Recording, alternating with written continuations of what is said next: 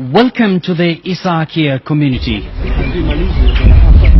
a people whose origin dates back to the 17th century and are said to have migrated from Somaliland, the semi-autonomous region of the war-ravaged Somalia.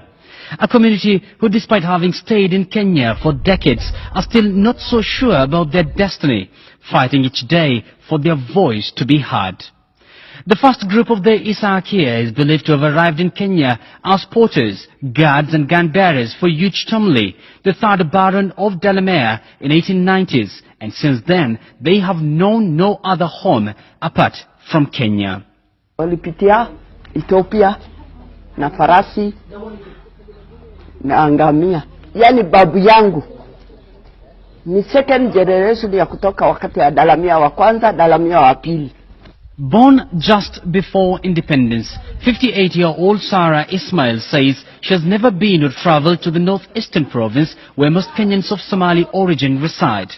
A large proportion of the Isakia clan in Naivasha are the fourth generation of a group who were rated third-class citizens after the Europeans and Indians during the pre-colonial times. Nilifika hapa Naivasha 1939. Wallace Wagosho is a member of the famous Kenyan freedom fighters, the Mau Mau, and he as well attests to this. Niliona watu watatu hapa Naivasha.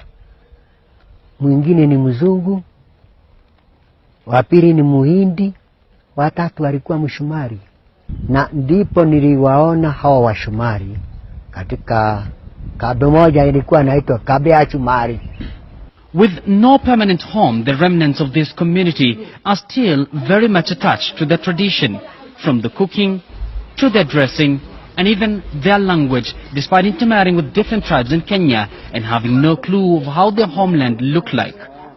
Some can even speak fluent Kikuyu.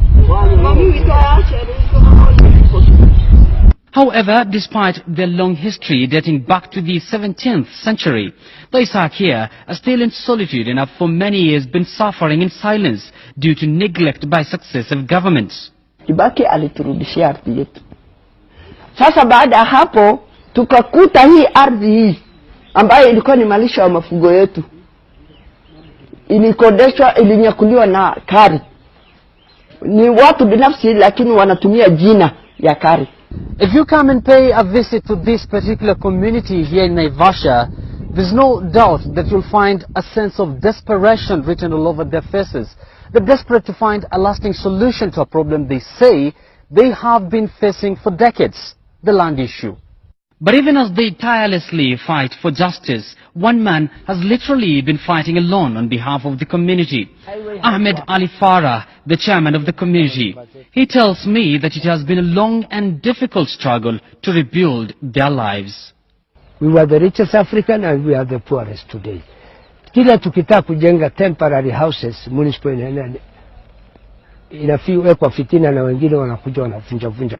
These pictures dating back to the 1960s showing Naivasha Somali Boarding Primary School, the current Naivasha Boarding School constructed by the community and later on taken by the government, perhaps a testimony of their influential past.